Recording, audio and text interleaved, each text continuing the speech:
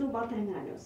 మచ్చబొల్లారంలో గల విబిసిటీ gated community third phase పక్కన గల 613 గజాల కమ్యూనిటీకి కేటాయించిన స్థలాన్ని బిల్డర్ సోమా జగన్ మోహన్ రెడ్డి కమ్యూనిటీ వాసుల అనుమతి లేకుండా electrical sub station gift DD చేయడంతో ఈ రోజు ఎలక్ట్రికల్ డిపార్ట్మెంట్ వారు నిర్మాణ పనులు మొదలు పెట్టడంతో అపార్ట్మెంట్ వాసులు వారిని అడ్డుకునే ప్రయత్నం చేశారు. గతంలో కూడా విబిసిసి సంస్థపై అపార్ట్మెంట్ వాసులు కోర్టును ఆశ్రయించడం జరిగిందని తెలిపారు. కమ్యూనిటీ లోపల సబ్ స్టేషన్ ఉంటే ప్రమాదాలు జరిగే అవకాశాలు ఉన్నాయని తెలిపారు. हमने वीपीसीटी में घर लिया था 2018 में, ये सोच के कि हमें एक अच्छा एनवायरनमेंट मिलेगा हमारे बच्चों को। तो यहाँ पर तो ऐसा हो रहा है कि बिल्डर अभी सडनली सब स्टेशन लेकर आ गया है, उससे हमारे बच्चों को इतना प्रॉब्लम होने वाला है। रेडिएशन के साथ साथ कैंसर्स होने के भी बहुत बड़े प्रॉब्लम है। हम उनको बोल रहे हैं कि कहीं और शिफ्ट करिए, please do not give gifted, आप मत दीजिए गिफ्टेड एज सब स्टेशन यहाँ पर इलेक्ट्रिसिटी डिपार्टमेंट को। लेकिन बिल्डर हमारी बात नहीं सुन रहा है, इसलिए हमने मीडिया को आज बुलाया है ताकि हमारी बात आप सब तक पहुंचे। प्लीज हमारी हेल्प करिए ताकि हमें हमारा पार्क वापस मिले और हमारे बच्चों को यहाँ खेलने के लिए मौका मिले।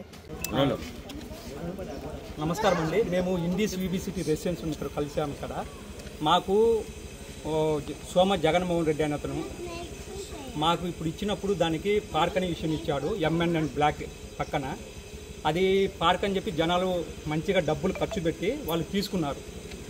తర్వాత అతను ఏం చేశాడంటే సబ్ స్టేషన్కి సంబంధించి ఎలక్ట్రిసిటీ డిపార్ట్మెంట్కు గిఫ్ట్ సెటిల్మెంట్ డీడ్ ఇచ్చాడు 2020లో. ఆ విషయం ఎవరికి తెలియదు. మాకు ఈ మధ్య రీసెంట్గా తెలిసింది ఆ విషయం. కాబట్టి ఇక్కడ ఉన్న రెసిడెంట్స్ మొత్తం కలిసి అతనికి అప్రోచ్ కావడానికి సంతకాలు పెట్టి అతని పగరంగా తీసుకెళ్లారు. తీసుకెళ్లిన తర్వాత అతను మాకేం చెప్పకుండా ఈరోజు వచ్చి ఎటువంటి అథారిటీ అప్రూవల్ లేకుండా మాకు సంబంధించిన ప్రాపర్టీని ఇండీస్ విబిసి సంబంధించిన వాళ్ళను మాకు ఎటువంటి రెసిడెంట్కి ఇన్ఫార్మ్ చేయకుండా దౌర్జన్యంగా బలవంతంగా కిరాయితులు తీసుకొచ్చి ఎటువంటి ఉద్దేశపరంగా లేకుండా ఉన్న చిన్న పిల్లోలను పెద్దోళ్ళను అందరినీ బెదిరించి మా గోడ పగలగొట్టాడు. అందుకు కావాల్సిన మీ మీడియా వారి తరపు నుంచి సీఎం వరకు పోయేదాకా నెప్పించి అదేవిధంగా జిఎంసీసీ అప్రూవల్కు పాత అప్రూవల్ ప్రకారం అయితే మాకు పార్క్ ఉంది. ఇప్పుడు ప్రకారం అయితే అప్రూవల్ ప్రకారం పార్క్ అటువంటిది లేకుండా సబ్స్టేషన్ పెట్టి దానివల్ల మాకు ఎటువంటి యూటిలైజ్ లేదు.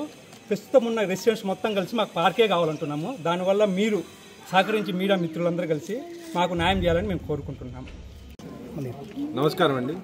2020లో ఇది పార్క్ అని చెప్పి లేఅవుట్ అంతా అప్రూవల్ తీసుకుని అమ్మడం జరిగింది. తర్వాత సడన్గా వీళ్ళు కాదు సబ్స్టేషన్ అని అనౌన్స్ చేయడం జరిగింది. యాక్చువల్గా డీసీఓ గారికి వీళ్ళందరికీ కూడా కంప్లైంట్స్ ఇచ్చాం వీటి గురించి ఇలా చేస్తున్నారు అది అని. అందరూ అపోజ్ చేసిన తర్వాత కూడా వాళ్ళు వినకుండా యాక్చువల్గా ఇది ఒక చీటింగ్ అని చెప్పాలి, మోసం చేస్తుంది ఇండీస్ మేనేజ్మెంట్. ఇప్పుడు ఒక సబ్స్టేషన్ పెట్టాలంటే దానికి ప్రాపర్ ప్రొసీజర్ ఉంటుంది. అప్రూవల్స్ తీసుకొని అందరి అగ్రిమెంట్ తీసుకొని చేయాలి.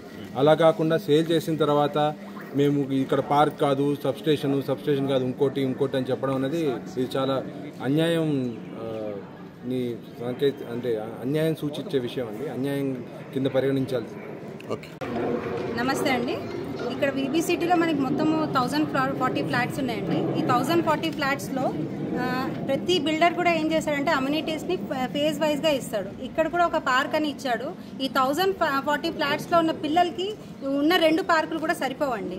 సో దానికోసమే మేము అడుగుతున్నాం, ఇక్కడ సబ్స్టేషన్ అవుతుంది మాకు రెరా ప్రకారం మీరు బ్లూ ప్రింట్లో ఏ విధంగా ఇచ్చారో ఆ విధంగానే మాకు పార్క్ కట్టి ఇవ్వమని మేము బిల్డర్ని అడిగామండి. సో మాకు న్యాయం కావాలని కోరుతున్నాం. మేము 2018లో బుక్ చేసాము. అప్పుడైతే మాకు పార్క్ ఉందనే చెప్పారు. తర్వాత చూస్తే మాకు రీసెంట్గానే తెలిసింది అది సబ్ స్టేషన్ అని. సబ్ స్టేషన్ కట్టడం వల్ల మా పిల్లలకి అందరికీ రేడియేషన్ ప్రాబ్లం ఉంటుంది కదండి. మేమందరం దాన్ని అబ్జెక్ట్ చేస్తున్నాము. ప్లీజ్ మీరు కూడా మీడియా తరఫున మాకు సహకరించాలని మేము కోరుకుంటున్నాం. థ్యాంక్ యూ అండి.